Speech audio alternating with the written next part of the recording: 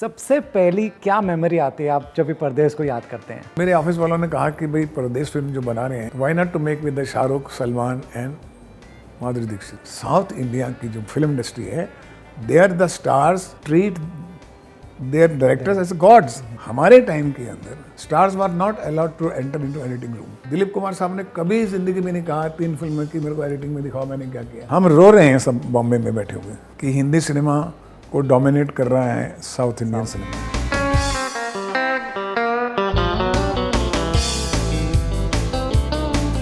मेरा नाम सुभाष घई है और मुझे बहुत अच्छा लगा आज का इंटरव्यू मैंने रोहित जी के साथ किया।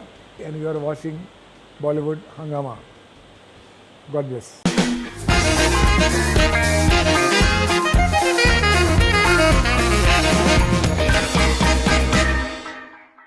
Hello and welcome to Bollywood Hungama. I am Rohit Khilnani.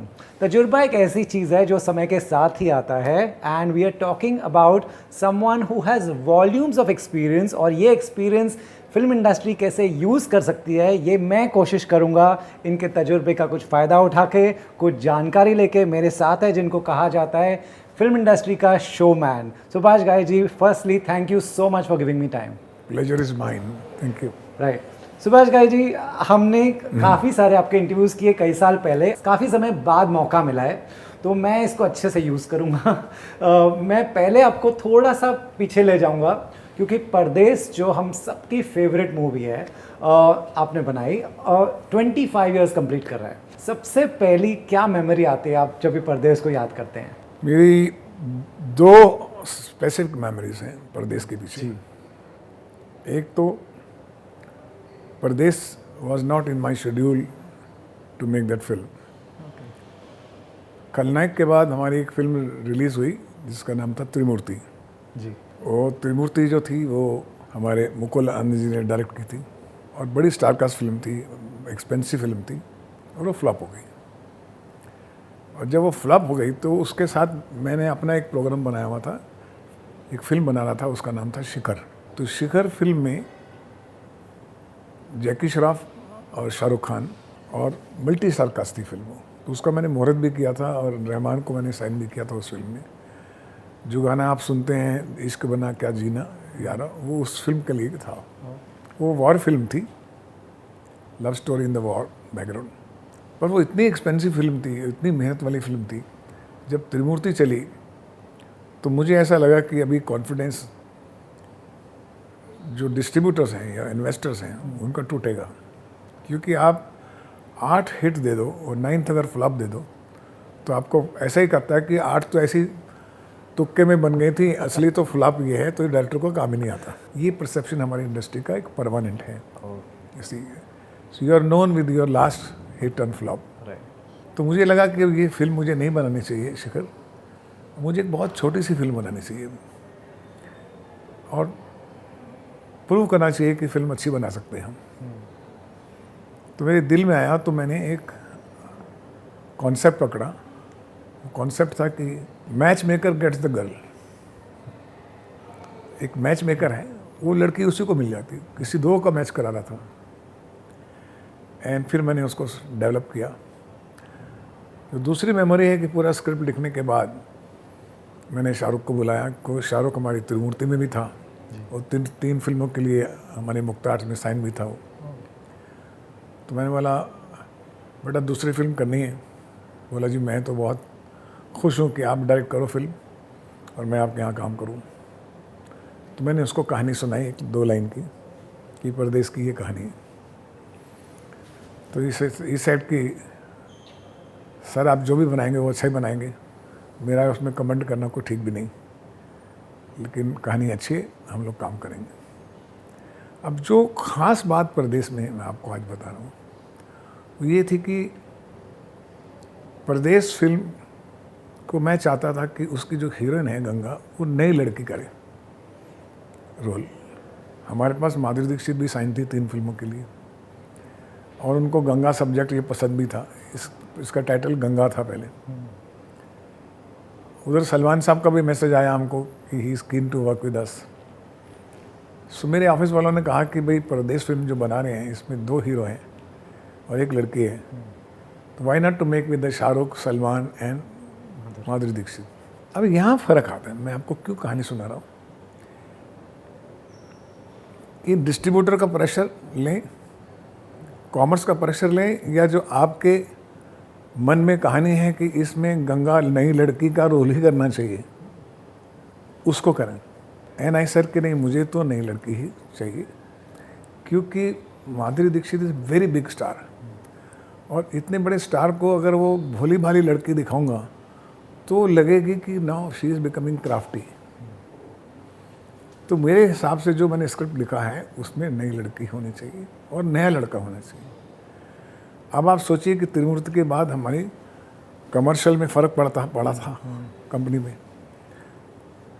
तो मेरी कंपनी वाले कह रहे थे कि आप स्टार कास्ट बनाइए, और मैं कह रहा था कि मुझे स्टार कास्ट नहीं बनानी। ये हम दोनों का होड़ 3 महीने तक चलता रहा। डिस्ट्रीब्यूटर ने भी आके मुझे समझाया कि देखिए आप स्टार कास्ट बनाएंगे तो हम आपको जो प्राइस हम मांगने देंगे। मैंने वाला नहीं जी, मैं आप न्यू कास्ट के साथ बनाऊंगा, जो प्राइस आप देंगे वो मैं ले लूँगा। तो उनको लगा शायद मैं घमंड में बात कर रहा हूँ, एक डायरेक्टर का ईगो होता है उससे बात कर रहा हूँ। मैंने बोला मैं आपको इसकी कहानी तब बताऊँगा, इसका वजह तब बताऊँगा जब पिक्चर रिलीज़ होगी।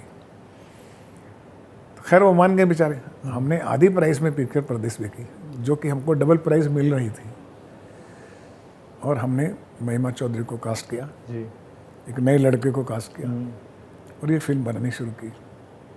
और फिल्म जब रिलीज़ हुई तो महिमा चौधरी को बेस्ट एक्टर का अवार्ड मिला, और 60 वीक्स तक ये पिक्चर थिएटर में रही, 45 वीक्स तक ये हाउसफुल रही, और पूरे देश में आज तक चल रही है। मेरा कहने का जो मतलब है वो ये है कि you should respect creative sector of your film making. जो क्रिएटिव लोग हैं उनके ऊपर छोड़ दो जी। आप जो कॉमर्स वाले लोग हैं या इन्वेस्टर्स हैं या स्टूडियोज हैं, जब आप डोमिनेट करना शुरू करते हैं, जब वो जो आपका काम नहीं है। मैं इन्वेस्टर हूँ, स्टूडियो का चीफ हूँ, मुझे एक सीन भी लिखना नहीं आता है, मैं शॉर्ट स्टोरी भी नहीं लिख सकता, मैं मनोरमा कहानी भी नहीं लिख सकता, लेकिन मैं फिल्म को क्रिटिसाइज़ कर सकता हूँ, फिल्म का ओवरव्यू दे सकता हूँ, और आपको बता सकता हूँ कि इसमें ये होगा, एक्टर तो ये होगा, तो फिल्म चलेगी, नहीं तो नहीं चलेगी। और आप जो स्टोरी पिच कर रहा है फिल्म मेकर या राइटर, उसको आप सुनने के लिए भी तैयार नहीं है जी। अगर उसके पास स्टार नहीं है तो जी। ये आज की दशा है जी। और मैंने कितनी बार ये प्रूव किया है, बहुत बार प्रूव किया है। That is why I brought many new commerce, because every time I had a constant fight with my distributors, with my investors, and probably that was the thing which gave me double energy to make best of the films, to prove my point.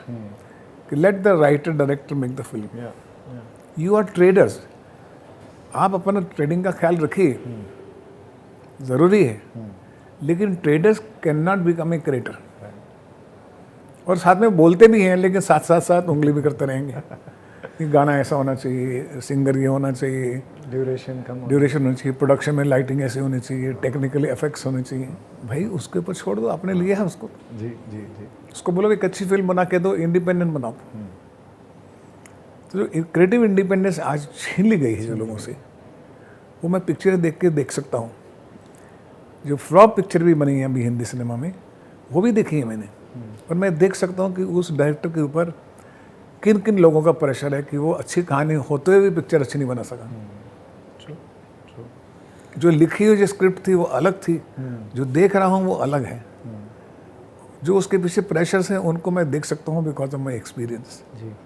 Exactly. I am not criticizing the studio people. It is a business. They have to look after the business. They have to look after the quarter business. But creative person should take the creative. I also run a corporate company called Mukta Arts Limited. Yes. We were the first corporate company, Mukta Arts, in 2001. But whenever we hired a director, we gave them the full independence. Prakash Jha ने काम किया, David Dhawan ने काम किया, अब्बास मस्तान ने काम किया, बहुत से अच्छे अच्छे, नागेश कुकरूर ने काम किया, पर हमने सबको इंडिपेंडेंस दिए। हम भैया स्क्रिप्ट सुनेंगे और एंड में जब फिल्म के में when you are happy then we will comment.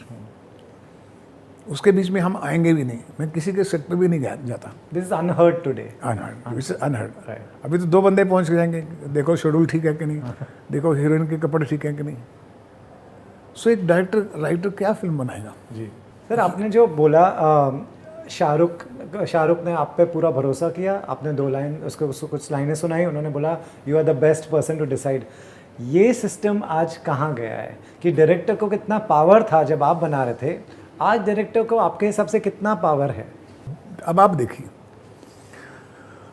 हम रो रहे हैं सब बॉम्बे में बैठे हुए कि हिंदी सिनेमा को डोमिनेट कर रहा है साउथ इंडियन सिनेमा, है ना। लेकिन आप उसका कभी कारण जानते हैं क्यों? कारण उसका एक ही है कि वहाँ के साउथ इंडियन जितनी भी फिल्में बनी हैं, आप वो देख सकते हैं कि डायरेक्टर की फिल्म है, स्टार कास्ट हो या नॉन स्टार कास्ट हो। तो स्टार कास्ट भी अगर आरआर में भी है या पुष्पा में भी है, उसमें भी है, तो मैं देख सकता हूँ कि ये एक्टर ने डायरेक्टर को पूरा फॉलो किया है। इस डायरेक्टर ने पूरे फिल्म के स्क्रिप्ट को फॉलो किया है। इसने अपने काम के ऊपर पूरा जोर लगा दिया है परफॉर्म करने में। He is a performer. जी।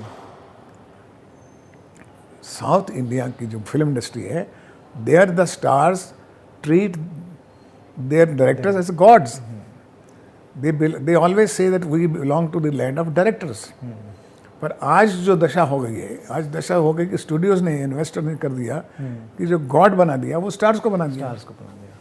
जब स्टार्स को गॉड बना दिया कि भाई आप करेंगे तो ये फिल्म का प्रोजेक्ट बनता है, नहीं तो बनता ही नहीं है, है ना। तो जब बोलते हैं बनता नहीं है, तो फिर उस स्टार को पता लग गया कि मेरी वजह से ये प्रोजेक्ट बना है।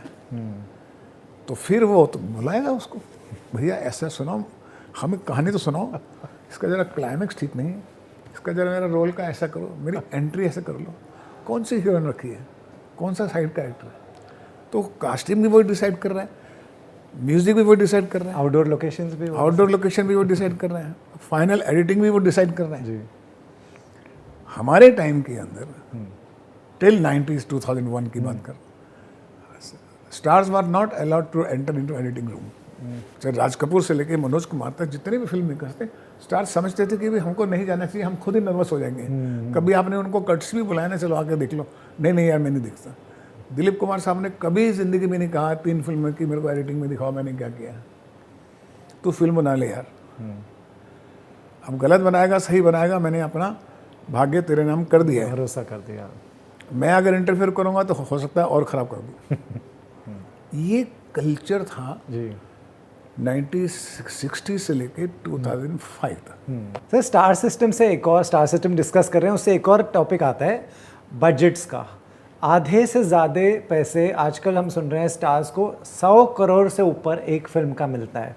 कई स्टार्स ले रहे हैं और उन्हें मिल भी रहा है।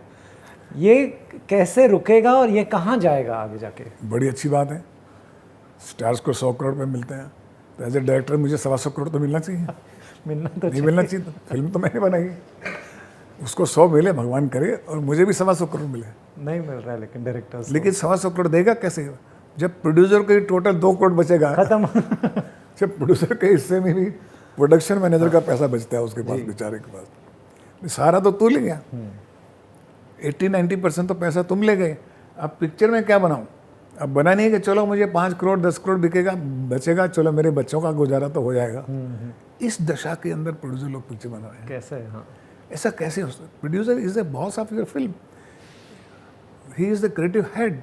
उसको आपने प्रोडक्शन मैनेजर बना दिया, चल तू बना, 80% मेरा 20% तेरा, 20% पे काम कर रहा है प्रोड्यूसर। फिर आपने 80% लेके पूरा क्रिएटिव चीज़ अपने हाथ में ले लिया। अब क्रिएटिव या तो काम करो आप 3 महीने सब पिक्चरें बंद करके उसके साथ बैठ जाओ, तो मैं समझता हूँ कि आपने साल में एक पिक्चर करते हैं और 4-6 महीने सिर्फ उसके स्क्रिप्ट में बैठते हैं। जी, आमिर करते हैं, आमिर करता है ना, करते हैं। तो वी रिस्पेक्ट हिम कि आपने काम किया उसके साथ। लेकिन आपने 1-2 घंटे की मीटिंग में बोल दिया ये नहीं चाहिए वो चाहिए ये चाहिए, और मैं जा रहा हूँ अभी मेरे को साबुन बेचना है और तेल बेचना है, वहाँ एंडोर्समेंट करनी है, और मेरे को उधर भी 2 करोड़ में मिल रहा है, उस इवेंट में जाऊँगा तो 2.5 करोड़ उधर मिलेगा, मैनेजर पीछे खड़ा हुआ है, वो किस तरह चलना है आपको, आपका टाइम हो गया, आपने आधा घंटा दिया था, 1 घंटा उधर देना है, तो आपके घंटे तो बिके हुए हैं। Exactly. Your hours are sold, so how can you take a participation in the creativity of the film. How can you, एक स्क्रिप्ट के अंदर 6 गाने या 3 गाने आते हैं, उन गानों में भी एक कहानियाँ होती हैं, है ना। हर गाने के हर अंतरे में, हर म्यूजिक में एक स्टोरी है जी। आप कोई भी फिल्में, अच्छी फिल्में करके देखिए, चाहे वो संजय लीला बंसाली हो या आप राजू हिरानी हो। मैं आज के डायरेक्टर की बात भी कर रहा हूँ। There is a movement in the song, तो उस सॉन्ग की क्या राइटिंग आएगी, क्या लिरिक्स आएंगे, कैसा म्यूजिक बनेगा, तो वो चेंज तो करेगा डायरेक्टर। जी जी जी। आप साथ में रहते हैं क्या? नहीं, आप उसको ये बोलते हैं कि गाने सुपर हिट होना चाहिए ताकि मेरे को और शोज़ मिलें। आप अपने शोज़ के लिए उससे गाना बनवा रहे हैं, फिल्म के लिए गाना नहीं बनवा रहे हैं। देखिए, मैं एक्टर्स की बहुत इज्जत करता हूँ, because actor is such A, he is the real story teller on the screen, right. He is the prime person, but prime person in the performance, as a one of the prime technician or an artist of the film, but there is a lot of hard work जिनका काम है, lightman का काम है उसको तो करने दो, राइटर का काम है, डायलॉग राइटर का काम है, एडिटर का काम है, उनको तो काम करने दो। सर, ये करेक्शन आएगा मार्केट में या कैसे? अगर हर प्रोड्यूसर को चाहिए मेरे साथ एक स्टार जुड़ा रहे, अगर वो ऐसे week after week films flop हो रही हैं, आपके हिसाब से क्या सोल्यूशन? मैंने तो 6 साल से फिल्म ही नहीं बनाई। क्यों नहीं बनाई? मैंने तो कभी कहा कि मैं स्टार जुड़ा रहेगा। जो भी स्टूडियोज आते हैं मेरे पास या मैं जाता हूँ, मैं उनको कहता हूँ मेरे पास कहानी है, स्टार की बात करोगे तो कहानी मत सुनना, फिल्म की बात करोगे तो मैं तुम्हारे साथ हूँ। मेरी इज्जत क्या करते हो तुम? ये तो फिल्म की क्या इज्जत करते हो? जो सूटेबल होगा उसके पाँव पड़ जाएंगे हम। सर, हम लोगों ने न्यू कमर को भी ढूंढते ढूंढते मिन्नतें की हैं, उतनी स्ट्रगल की है। कर्ज में सिमी ग्रेवाल जी का रोल नहीं करना चाहती थी, उसके लिए मैं कम से कम 20 शाम उनके घर में बैठा हूँ। सिमी जी, आपको काम करना पड़ेगा, मेरी फिल्म करनी। हालांकि वो बहुत बड़ी स्टार नहीं थी उस वक्त, आपको करना पड़ेगा ये। हम न्यू कमर के लिए उसको तलाश ले दिल्ली पहुँच जाते हैं, यार वो फिट होता है हमारे रोल में, उसके पास जाओ। I don't mind waiting 6-7 hours for the newcomer, because I need him, because is suitable for the role. क्योंकि कास्टिंग भी एक after script is a major thing. जब कास्टिंग इज मेजर थिंग तो studio क्यों गलत बोलता है कि नहीं उसको ले लो, वो बिकता है। वो बिकता तो है लेकिन वो सूट नहीं करता है भैया। सर, वो ब्लेम कर देंगे ऑडियंस को कि ऑडियंस को यही देखना है। फिर ऑडियंस को देखने वाला आपने कौन डिसाइड किया? आपकी बैलेंस शीट दिखाई है ना। आपने 10 साल से काम किया है ना हर स्टूडियोज ने, तो आप बता दीजिए आपकी बैलेंस शीट। अगर आपको ऑडियंस का पता होता, ऑडियंस को तो डायरेक्टर्स राइटर्स को भी अभी तक समझ नहीं आता कि मैं कहीं मैं ऊपर तो नहीं जा रहा हूँ या कहीं मैं पीछे नहीं रह गया हूँ। या तो मैं, मेरी फिल्में भी फ्लॉप हुई हैं, लेकिन या तो ऑडियंस में आगे निकल गया हूँ या ऑडियंस से पीछे रह गया हूँ। एक बैलेंस वो राइटर डायरेक्टर ही समझता है। ये जो स्टूडियो है ये तो रेफरेंसेस लेता है कि वो पिक्चर इसलिए चली, वो पिक्चर इसलिए चली, तो ही रेफर्स योर पिक्चर्स। हम improve our self, we change our self, we change according to time, we change according to demand of the people. We are directly connected with my audience. Audience is my God. मेरे लिए भगवान एक आदमी है, वो audience है। Generation बदलती है, सिनेमा भी बदलता है, स्टोरीज बदलती हैं, नरेटिव्स बदलते हैं, तो बदलना चाहिए जी। अगर मैं आज अपने यंग बेटा बेटी को दोस्त नहीं बना सकता हूँ तो मैं बुढ़ा हो गया। तो ऑडियंस मेरी दोस्त हैं, मैं दोस्त की तरह बात करता हूँ उनसे। सर, एक्सेप्ट करना, आपने जैसे कहा कि मेरी भी फिल्में फ्लॉप हुई है, एक्सेप्ट करना कितना इंपॉर्टेंट है कि मेरी फिल्म अगर अच्छी नहीं थी, शायद नहीं चली, या तो कई लोग बोलते थे इनको समझ में नहीं आई मेरी पिक्चर। बिल्कुल गलत बात है। मेरी 2 पिक्चरें नहीं चली, कृष्णा एंड युवराज। कृष्णा एंड युवराज 2 पिक्चरें नहीं चली जी। मुझे हमेशा बाद में याद, शुरू में नहीं मालूम पड़ता। When you design a film you feel that I want to do better, right, what I have done. Right. लेकिन कभी कभी वो फिल्में ऑडियंस की सेंसिबिलिटी से थोड़ी आगे चली जाती हैं। जैसे कर्ज फिल्म बनाई थी तो शुरू में चली नहीं थी, मुझे लोगों ने कहा कि आपने 10 साल पहले बना दी फिल्म, ये नेक्स्ट जनरेशन को पसंद आएगी, और वही हो रहा है। अब बताइए, उस टाइम तो नहीं चली। तो कभी कभी हम लोग ऑडियंस के या तो पीछे रह जाते हैं कि ऑडियंस बहुत एडवांस हो गई है, यू नो, अभी तुम मेरे देवता हो, अब नहीं बता सकते, है ना, तो हम पीछे चले गए। और ये मैंने कहा हस्बैंड वाइफ की बात है, आइदर आई किल यू और यू विल किल मी, तो ये मॉडर्न हो गया। वो पुराना हो गया कि तुम मेरे देवता हो, जो तुम कहोगे वही होगा। तो ये दो दशाएं हैं। हाँ। पर हमको तो यू किल मी और आई किल मी, मैं I belong to this, This I belong to Today's a 21-year-old boy and a girl. Right. तो ये बहुत बड़ा फर्क है। जी। पर ये जो कहानियाँ लिखते हैं, जो फिल्म लिखते हैं, जो फिल्म को विजन बनाते हैं, एक सिनेमाटिक प्रेजेंटेशन देते हैं बड़े पर्दे पर, उनको करने दीजिए ना काम। जी सर, आजकल OTT प्लेटफॉर्म्स आ गए हैं, इससे एक डायरेक्टर पे अलग प्रेशर आ गया है, क्योंकि मेरे OTT पे, मेरे घर पे मुझे पूरा इंटरनेशनल दुनिया का कंटेंट दिख रहा है, लॉर्ड ऑफ द रिंग्स और क्या क्या, और उसके साथ हमारी यहाँ की फिल्म है। तो डायरेक्टर कहते हैं कि हम वहाँ से compete करें जहाँ की टेक्नोलॉजी हम पहुँचे भी नहीं है। तो ये डायरेक्टर का भी डिलेमा है कि किस किस से हम compete कर रहे हैं, और एक्सेप्टेड कि अभी यही कंपटीशन है। आप सुबह घर से निकलते हैं, आप दोस्त से मिलने जा रहे हैं, मंदिर जा रहे हैं या ऑफिस जा रहे हैं, आपकी ड्रेस वैसे बन जाती है, पहन लेते हैं आप ही नहीं, वही मूड बना लेते हैं। तो आपको पता होना चाहिए कि मैं OTT के लिए बना रहा हूँ, सिनेमा के लिए बना रहा हूँ, या किस कंपटीशन के लिए बना रहा हूँ, कौन सी ऑडियंस है मेरी। टीवी सीरीज़ की अलग है, टेलीविज़न की ऑडियंस क्या है, वेब सीरीज़ की अलग है, सिनेमा की अलग है, इंडिपेंडेंट सिनेमा की अलग है, क्लास सिनेमा की अलग है, मासिस सिनेमा की अलग है। ये आपको ज्ञान तो होना चाहिए नहीं। आप बोलोगे सब चीज़ चाहिए मेरे को तो आप कंफ्यूज होंगे। OTT का प्लेटफॉर्म अलग है, उसकी ऑडियंस अलग है, उनको स्टडी कीजिए आप ऑडियंस को। आप सिनेमा के साथ कैसे कंपेयर कर सकते हैं? आप मुझे बताइए, मैंने एक शॉट दिखाया कि एक गुफा से कैमरा निकला और कैमरा निकलते एक हवा में आया और एक बड़ा पक्षी उड़ के ऐसा चला गया, है ना, और एक वास्ट लैंड दिखाई मैंने, वैलीज दिखाई, है ना। वो सिनेमा में कैसे लगेगी आपको, थिएटर में? ब्यूटीफुल ना। आप उसको देखिए मोबाइल पे, लगेगा नहीं। That is a cinema, this is OTT। Sir, तो आप ये मान रहे हैं कि कुछ फिल्में सिनेमा के लिए बनेगी और कुछ कहानियाँ, कई फिल्में वीक आफ्टर वीक आ रही हैं, सब कहते हैं ये तो OTT फिल्म है, इतना कैजुअली कह देते हैं, लेकिन वो फिल्म सिनेमा के लिए किसी डायरेक्टर ने बनाई। तो ऐसा हो गया है कि हम खाली जब तक RRR आएगी तो ही सिनेमा जाएंगे, स्पाइडरमैन आएगी तो ही सिनेमा जाएंगे, बाकी सब घर पे देखेंगे। देखिए वो इसलिए हो गया है कि लो बजट फिल्म्स भी पहले आती थी। लो बजट, हमारी इकबाल फिल्म 2 करोड़ में बनी थी, जॉगर्स पार्क 1 करोड़ में बनी थी, और बहुत अच्छा बिजनेस किया था। हाँ, छोटी फिल्में थी ना, वो नहीं चली। चलिए। सैरात पिक्चर 3 करोड़ की पिक्चर ने 125 करोड़ का बिजनेस किया। कश्मीर फाइल ने 15 करोड़ की पिक्चर ने 250 करोड़ का बिजनेस किया जी। तो अब इनका ये जो लॉजिक कहाँ जाता है?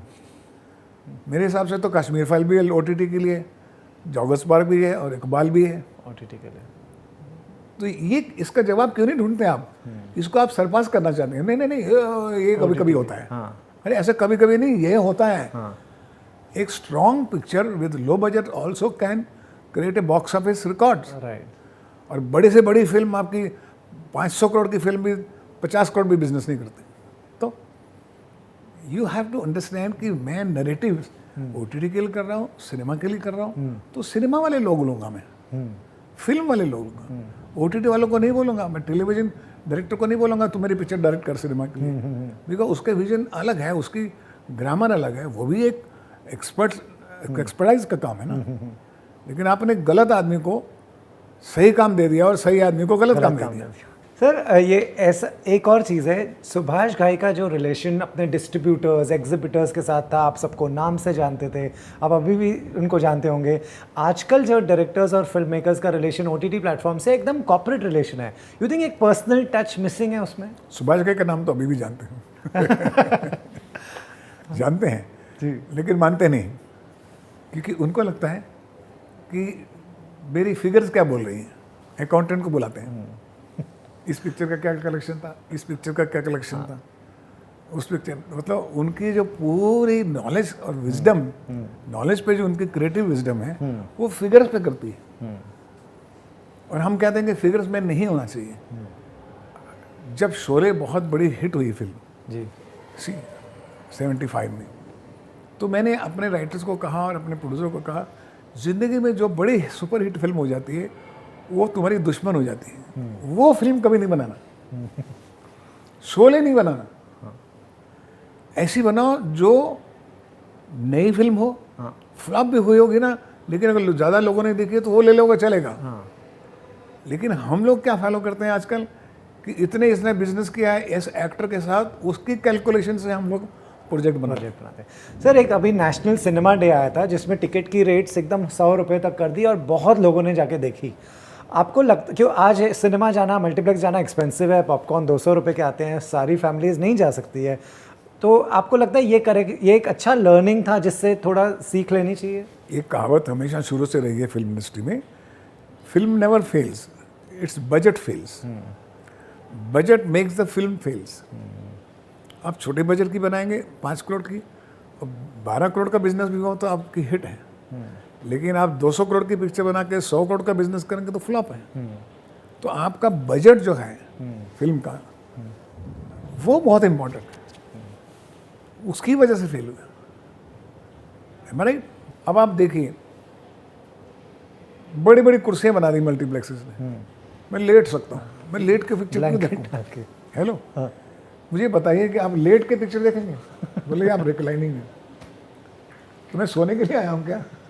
मेरे को एक फिल्म देखनी है, I have to be on the edge of my seat for 2-3 hours. हाँ नहीं, मैं आपको एज नहीं बैठने दूंगा, मैं ऐसे दूंगा। कैपिटल एक्सपेंडिचर इतना कर दिया थिएटर वालों ने, मल्टीप्लेक्सेस बना के, बड़ी बड़ी कुर्सियाँ, बड़े बड़े चीज़ें। हमने मांगा था आपसे कि साउंड अच्छी होनी चाहिए और स्क्रीन अच्छी होनी चाहिए, और थोड़ा सा कंफर्टेबल लेवल होना चाहिए, साफ सुथरा। तो उनके भी रोना ठीक है कि हमको बर्बरता नहीं है, हमें तो भैया टिकट ज़्यादा बढ़ानी पड़ती है। जी। जब टिकट आपको बढ़ानी पड़ी, स्टार को स्टूडियो ने पैसा दे दिया, उसको भी उतनी टिकट चाहिए, उतनी कलेक्शन चाहिए। So the whole geometry of finance has gone wrong, totally wrong. असल में टिकट जो होनी चाहिए 100 रुपये की और 150 रुपये से टिकट ऊपर होनी नहीं चाहिए। अगर आप करके देखिए, आपकी छोटी फिल्में भी चलेंगी, बड़ी फिल्में भी चलेंगी जी।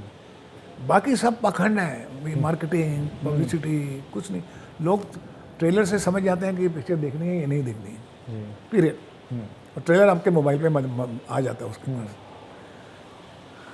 तो आप प्राइस लाइन अगर ठीक करेंगे, स्टार अगर एक्टर अपनी परसेंटेज करेक्ट मांगेगा, तो 100 रुपये की फिल्म है भाई 15% स्टार को देने हैं, 15% टेक्नीशियन को देने हैं, 40% जो है 50% प्रोडक्शन पे खर्च करनी है, ये मार्केटिंग, ये परसेंटेज होती है। पर अगर स्टार ही 70% ले जाएगा तो मैं अपने बजट को बढ़ा दूंगा, और फिर वहाँ जाके मुंह के बाहर गिरेगी पिक्चर को, ये नहीं गिरेगी। बिल्कुल। So whole budget has gone. Sir आजकल आने के पहले ही लोग स्टार बन रहे हैं। पहली फिल्म के पहले उनके सोशल मीडिया के मिलियंस ऑफ फॉलोअर्स होंगे, वो उनकी होर्डिंग्स लगी होगी, शूज़ बेच रहे हैं, बैग्स बेच रहे हैं। ये कल्चर की उनकी एक्टिंग तो हमने अब तक देखी भी नहीं है, हमने उनको स्टार पहले ही बना दिया। ये एक नई दुनिया पैदा हुई है जो मैं बड़े शौक से देखता हूँ। I am also on Instagram, I am also in social media. मेरा पास टाइम यही है आजकल। आधा पौना घंटा में पूरा देख लेता हूँ अच्छा। कि बच्चे लोग क्या कर रहे हैं। हाँ। बहुत मज़ा आता है मुझे। हाँ। तो जिनके 100 मिलियन हैं या 50 मिलियन हैं, हाँ। तो वो स्टार क्यों नहीं बन गए, वो एक्टर क्यों नहीं बन गए? एक्टर क्यों नहीं बन रहे? Why are not they today Ranbir Kapoor और Alia Bhatt, actor with substance. Actor with substance. Actor with substance का है, वो तो फ्लाई बाय की तरह आएंगे, ऐसे आए और ये गए। हाँ। तो एक फिल्म के अंदर एक बंदे को इस्टेब्लिश करने के लिए कि मैं ये टैलेंट जानता हूँ as an actor, as a director, as a writer, 3 फिल्में लगातार अच्छी परफॉर्मेंस देनी पड़ती है। जब चौथी फिल्म में लोग बोलते हैं कि ही नोज द जॉब, अब पहली फिल्म में ही पागल हो गए। मैं बहुत हैरान होता हूँ, कभी हंस पड़ता हूँ बच्चों के ऊपर कि बेटा तुम्हारी पिक्चर अच्छी चल रही है, सुना किसी लड़के हीरोइन को बोला मैंने, yes uncle thank you very much, 97 crore का बिजनेस किया है। She is talking about the money part, मैं उसकी परफॉर्मेंस की बात कर रहा हूँ। तो ये जोक हो गया ना। बच्चों के दिमाग कहाँ से हम लोग उनको डाइवर्ट कर रहे हैं। Too much social media is a different thing, you enjoy it. आप गाना गाइए, अपना आज बहुत अपॉर्चुनिटीज है, आप एक्सप्रेस कीजिए, आप परफॉर्म कीजिए, फाइन, आपको चुना जाएगा। लेकिन आप स्टार बन गए नहीं। स्टार तो आप जब तक 3 लगातार परफॉर्मेंसेस आपके नहीं होंगी, आप स्टार नहीं बनेंगे। सर हम एक इंडस्ट्री है जो इन्हें, जब एक स्टार चलता है उसके पीछे 20 लोग चलते हैं आजकल। मैनेजर्स, डिज़ाइनर्स, कैसा दिखना चाहिए, पानी पीने के लिए, मेकअप, एवरीथिंग, हम लोग उनको बहुत अर्ली बिगाड़ रहे हैं कि ये नीड ऑफ द आवर है। शाहरुख खान, आमिर खान, सलमान खान, अजय देवगन, जितने स्टार आप देखते हैं जो 40-40 साल से हैं, इनको मैं 80 से जानता हूँ जी इनके पास जो 3 बंदे हैं ना, मेकअप मैन, उनका बॉय और ड्राइवर, जी, वो आज तक वही आज तक सेम है। हाँ, ये 20 आप किसके साथ देखेंगे जो नए नए मुसलमान बने, एग्जैक्टली। जो नए नए अभी स्टार बने, इनको घबराहट होती है कि कोई मुझे देख लेगा, मैं ठीक चल रहा हूँ, कोई मुझे फ़ोटो नहीं मांग लेगा, कोई ऐसा नहीं करेगा। सर ये घबराए हुए एक्टर की निशानी है कि उसके पीछे 20 लोग हैं। सर मोबाइल फ़ोन एक दुश्मन बन गया है, जहाँ बच्चे को पता है ये फिल्म ने 100 करोड़ कमाया, ये फिल्म ने 200 करोड़ कमाया। This is just too much information. आप अगर ऑडियंस से बात करेंगे तो उन्हें क्या बोलना चाहेंगे कि फिल्म एंजॉय करे या ये कलेक्शंस जानना बहुत ज़रूरी है, कौन सा स्टार नंबर 1, 2, 3 पे है? इसी आजकल ज़माना बदल गया है and we have to understand कि money has taken over. Money has taken over. हमारे पड़ोस का घर में कौन सा सोफ़ा आया है, उसने कौन सी गाड़ी खरीदी है, हमारे साथी ने कौन सी शर्ट पहनी है, कौन सा शूज़, ये अब हम लोग कॉन्शियस हो गए हैं इसी बहुत ज़्यादा। तो there is nothing wrong in it okay कि अगर आप हैं, अगर आपको जेलसी आती है और आपको गुस्सा आता है और आप अच्छा काम करना चाहते हैं, उसको कंस्ट्रक्टिव तरीके से लेते हैं, फिर तो ठीक है। लेकिन it can be destructive also कि आप डिस्करेज हो जाते हैं कि उसकी फिल्म ने 95 करोड़ का किया, मेरे ने 25 किया। आप ये कहो कि आपकी फिल्म कितनी अच्छी बनी, और फिल्म भी वो भी अच्छी बनी, लेकिन किस तरह की फिल्म थी। So the academic discussion is more important, knowledge is more important for every technician and artist of film making than these things. ये लोग बनियों का काम है, तो भाई जो कैलकुलेट करेंगे वो करने दो उनको। अब गाड़ी किसकी बड़ी है और कितने में कॉस्ट करती है, आजकल वो भी है फैशन में, तो भी है तो है, लेकिन ये एंटरटेनिंग हो सकता है, लेकिन अगर आप उसको अपने काम में लेंगे तो वो डिस्ट्रक्टिव है। ये मेरा कहना है। तो सॉरी, 2 और सवाल है। एक है कि रिलेशनशिप्स बहुत इंपॉर्टेंट थे। आप जब फिल्में बनाते थे, आपका रिलेशन शाहरुख के साथ, सलमान के साथ आज भी है, कैसा है? आप उनसे कभी मुलाकात होती है, कैसे? हमने ज़िंदगी भर रिलेशनशिप पे ही काम किया है, क्योंकि रिलेशनशिप जब तक नहीं है, हमारी जो कहानी स्टोरी टेलिंग है वो एक बहुत सेंसिटिव जॉब है। जब तक स्क्रीन के ऊपर हम लोगों की केमिस्ट्री नहीं मिलती, हम दोनों दूसरे में विश्वास, फीलिंग फॉर ईच अदर। अगर मैंने कालीचरण बनाई शत्रुघ्न का, मेरे बेस्ट फ्रेंड है, आज तक भी मेरा बेस्ट फ्रेंड है, इतने साल 45 साल के बाद भी today we are best friend. आज भी मैं, ऋषि कपूर तो अभी गए हैं बेचारे, लेकिन अनिल हो, जैकी हो, संजय दत्त हो, माधुरी दीक्षित हो, महिमा हो, all my actors are still as good as great friend as they were. चाहे 90s में थे, 2000 में, हमारे आपस में कभी आज भी हम मिलते हैं। मैं भी परसों अनिल के घर में था, तो हम बहुत खुल के दिल की बातें कर रहे थे। We go to each other house, we drink, we share our experiences. तो आजकल क्या हो रहा है, पहले क्या था, और हम मज़े लेते हैं। लेकिन मैं नहीं समझता हूँ कि चाहे वो शाहरुख हो, चाहे कोई भी हो, कि हमारे रिश्ते में ज़रा सा भी फ़र्क हो। जब भी मिलते हैं तो ऐसे ही मिलते हैं कि जैसे हम एक कॉलेज के, स्कूल के दोस्त पुराने मिलते हैं ना, वैसे ही मिलते हैं। आजकल आपके जो रिलेशनशिप है वो डिज़ाइन करते हैं उनकी एजेंसीज किसके साथ उठना है, किसके साथ नहीं उठना है। Sir, last is the most important question. If you are to talk to a story teller, future film makers, what will be Subhash Ghai's biggest and the most important advice and a few tips that you will tell them? My only advice to all storytellers of today, please think of the audience also. Always connect to the audience for which you are writing a story. मैं आपसे जो बात कर रहा हूँ, मुझे मालूम है कि आप सुन रहे हैं। मुझे मालूम है कि मैं फिल्म की बात फिल्म वाले से कर रहा हूँ, फिल्म देखने वाले से कर रहा हूँ। तो मेरा कनेक्शन जो है, एक तो भारतीयता होनी चाहिए। अगर मैं हिंदी फिल्म बना रहा हूँ तो हिंदी कल्चर होना चाहिए, अगर मैं इंडियन फिल्म बना रहा हूँ इंडियन कल्चर होना चाहिए। मैं उसमें कोरियन कल्चर और वेस्टर्न कल्चर नहीं ला सकता, या मैं ऐसी ऊंची बात नहीं कर सकता जो बहुत साहित्य से जुड़ी हो और एक इंटेलेक्चुअल लेवल पे बात हो और आपको समझ नहीं आ रही। मुझे समझ आ रही है। I can talk about great philosopher और great philosophy, but when you are not understanding तो उसका क्या मतलब है? So the connection with the audience is extremely first priority for the writers, for the director, and for the producer, for the actors also. So that's what I said. Experience is something that if you can share and people can listen, we can go a long way in making good films. Thank you for your time, and we really value this. Thank you. Thank you very much. Thank you very much. Lovely talking to you.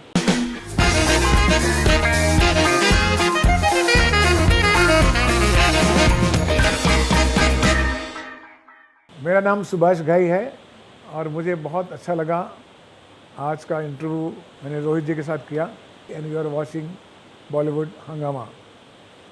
God bless.